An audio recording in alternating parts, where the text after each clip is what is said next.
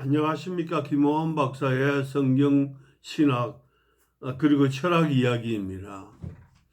오늘은 기독교에서 쓰는 말씀에 대하여 그 용어 해석과 더불어 그 말씀이라고 하는 단어가 지니고 있는 여러 역사적 상황에 대한 설명을 함께 해 보도록 하겠습니다. 제가 대학교 다닐 때 저에게 영어를 가르치신 교수님께서 교회 장로님이셨어요. 근데 이 장로님이 어느 날 심각하게 우리들에게 이런 이야기를 하는 겁니다.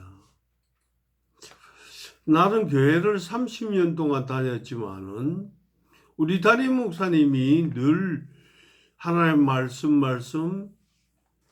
말씀대로 살아야 한다고 이야기를 하는데, 근데 진작 하나님의 말씀이 무엇인지에 대하여 자신에게 설명해 준 적이 없다고 이야기를 하는 겁니다.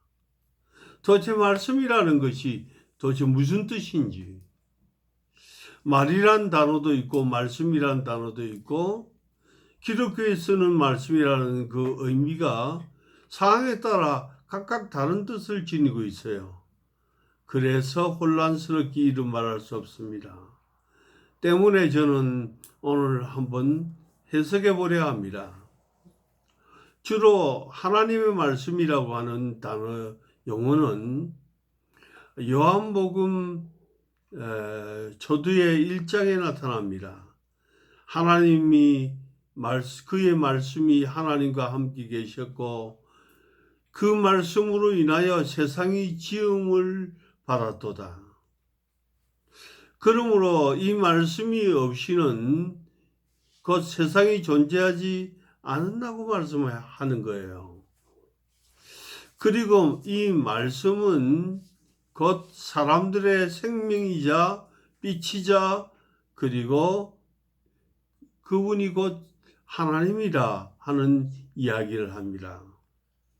우리는 어떤 사람이 어떤 말을 했다고 그래서 그 사람이 쓴 말을 보고 그 사람의 인격과 동일한 곧 그 사람 자신으로 생각하지는 않습니다.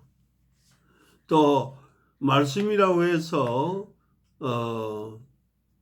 그 말씀을 마치 신처럼 생각하지 않습니다. 그런데 성경에는 이런 희한한 용어가 등장하고 있습니다. 왜 그랬을까요? 자, 여기에 대해서 한번 깊이 생각해 보도록 하겠습니다.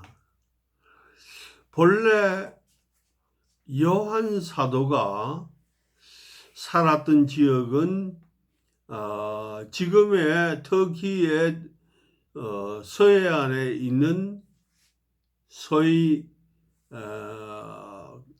그 지역을 우리는 에베소라고 이야기를 합니다.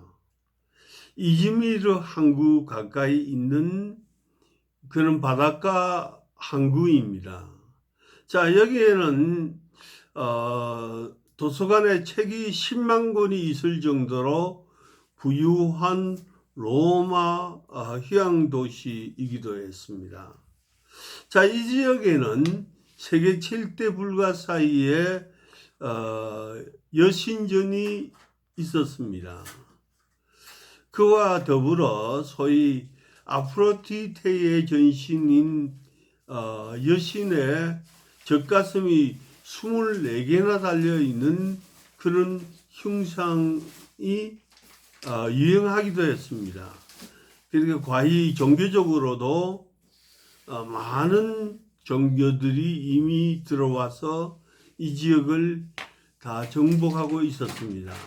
자, 이럴 때쯤에 이 지역 사람들은 예수 그리스도를 몰랐습니다. 요한은 죽을 때까지 이 동네에 살면서 그들에게 복음을 전하기를 원했습니다. 예수님을 그들에게 소개해 주기를 원했습니다. 그런데 마땅히 예수 그리스도를 소개할 수 있는 방안이 그에게는 없었습니다. 왜냐하면 예수님은 곧 하나님의 아들이자 하나님 자신이라는 사실을 무엇으로 어떻게 설명할 수 있습니까? 그리고 삼일체에 대한 이야기를 어떻게 할 수 있겠습니까? 그래서 아마 요한은 고심했던 것 같습니다. 그런데 요한은 바로 그 지역 사람들이 쓰고 있는 용어를 가만히 분석하기 시작했습니다. 그 지역 사람들은 신의 말이라고 하는 뜻으로 로고스라는 말을 사용했습니다. 자, 오늘날 우리는 그 사람이 그런 말을 한다, 이성적인 말을 하는구나, 말이 혹은 그 사람의 생각과 같고 혹은 이성과 같다고 생각합니다. 그러나 고대 사람들은 이보다 훨씬 더 심각하게 곧 말이, 그 사람의 말이 곧 그의 정신이자 그의 영혼의 표현이라고 생각했습니다. 그럼 하나님이 영혼이 계신다면 뭘로 표현하겠습니까? 그건 하나님이 쓰시는 말씀입니다. 그 말입니다. 그러면 하나님이 무슨 말을 할 것인가? 자, 여기서 그리스 사람들의 공통적인 특징은 무엇인가 하니까 본래 하나님의 모습은 사람에게 나타날 수도 없고 설명할 수도 없다는 거예요. 왜냐하면 그리스 사람들은 어떤 편견을 가지고 있었느냐 하면 눈에 보이는 것이든지 아니면 육체로 드러난 것은 다 제 가운데 부족함을 드러내는 모습이라고 생각했습니다. 완전한 신이 계신다면 그는 자기 자신을 육체로 나타나지도 않을 거니와 그리고 또한 사람처럼 말로 행하지도 않고 행동하지도 않습니다. 그러면서도 완전히 자기의 뜻을 사람에게 명령하달할 수 있는 존재라는 거예요. 그럼 신은 어떻게 해서 완전하게 자기의 뜻을 사람에게 전달할 수 있습니까? 이미 사람에게 전달한다면 그 신은 곧 세속적인 것에 때가 묻게 됩니다. 그러므로 완전한 신이라 말할 수 없습니다. 그래서 신의 대리자가 필요합니다. 신에 속하면서도 그 신에게 사람들의 상황을 설명해 주고 또 전개해 줄 수 있는 그런 신이 필요한 겁니다. 그런데 그리스 사람들은 이 신의 대리자, 그림자의 신이라고 말하기도 했는데 신의 대리자를 데미우르고스라는 표현으로 썼어요. 그것은 사람에게 늘상 따라다니는 그림자처럼 신에게도 지울 수 없는 그런 신의 대신 역할을 하는 그런 신이 있다. 그건 신의 그림자다. 그 그림자의 이름을 데미우르고스라고 이야기를 했습니다.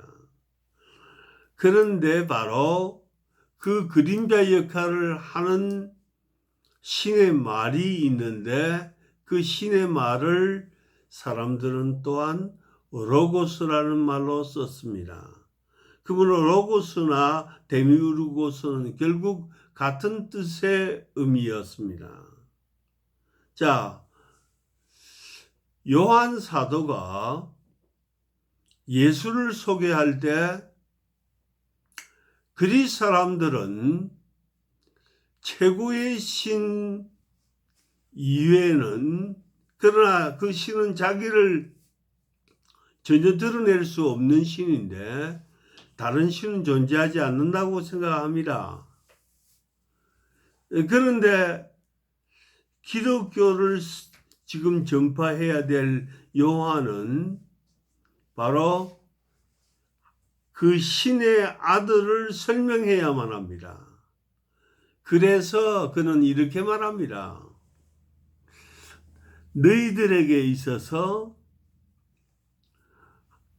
곧 존재라고 하는 유일한 존재, 그 존재의 아들이지 않느냐.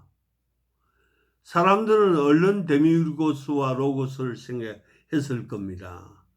바로 그 로고스와 데미우르고스에 해당하는 신이 곧 우리에게도 계신데 그분이 곧 예수님이다 하고 설명했습니다.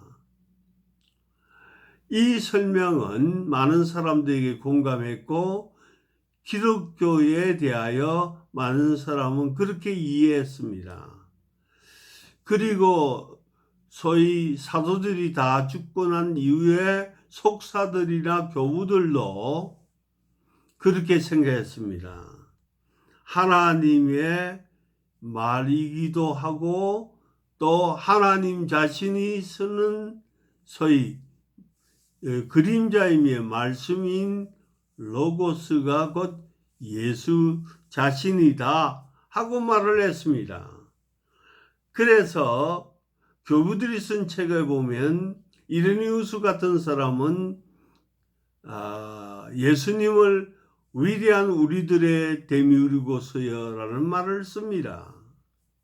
자, 어쨌든 간에 기독교에 대한 설명은 그리스 사람들에게 잘 전파되었습니다.